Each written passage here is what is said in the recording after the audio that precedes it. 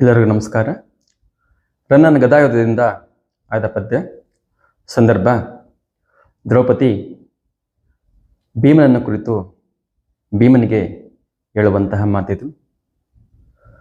ಮಣಿ ಕನಕಂ ವಸ್ತು ವಿಭೂಷಣಂಗಳಂ ಕೊಟ್ಟು ಪೆಂಡಿರುವಲ್ವರೇ, ಮಣಿ ಕನಕಂ ವಸ್ತು ವಿಭೂಷಣಂಗಳಂ ಕೊಟ್ಟು ಪೆಂಡಿರುವಲ್ವರೇ, ಗಂಡರ್ ಗುಣಮನೇ ಮೆರವುದು, ಗಂಡರ್ ಗುಣಮನೆ ಮೆರವುದು, ಶಸ್ತ್ರ ರೋಣಮಂ ನಿನ್ನಂತೆ ಮೆರವುದು ಇರುವ ಬೆಡಂಗ, ಶಸ್ತ್ರ ರೋಣಮಂ ನಿನ್ನಂತೆ ಮೆರವುದು ಇರುವ ಬೆಡಂಗ.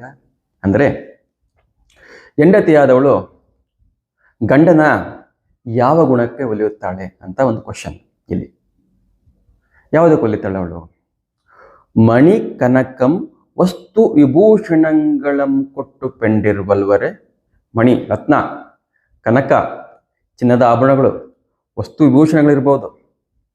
ಇವನ್ ಕೊಟ್ಬಿಟ್ಟು ಯಾರಾದರೂ ಹೆಂಡತಿಯನ್ನ ಉಳಿಸ್ಕೊಳ್ಳೋದಕ್ಕೆ ಸಾಧ್ಯನಾ?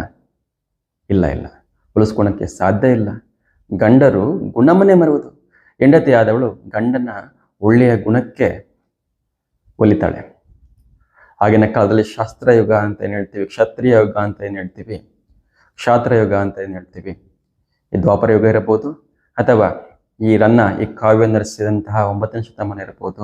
ಅದು ಕ್ಷತ್ರಿಯರಿಗೆ ತುಂಬ ಪ್ರಾಶಸ್ತ್ಯ ಇದ್ದಂತಹ ಯುಗ.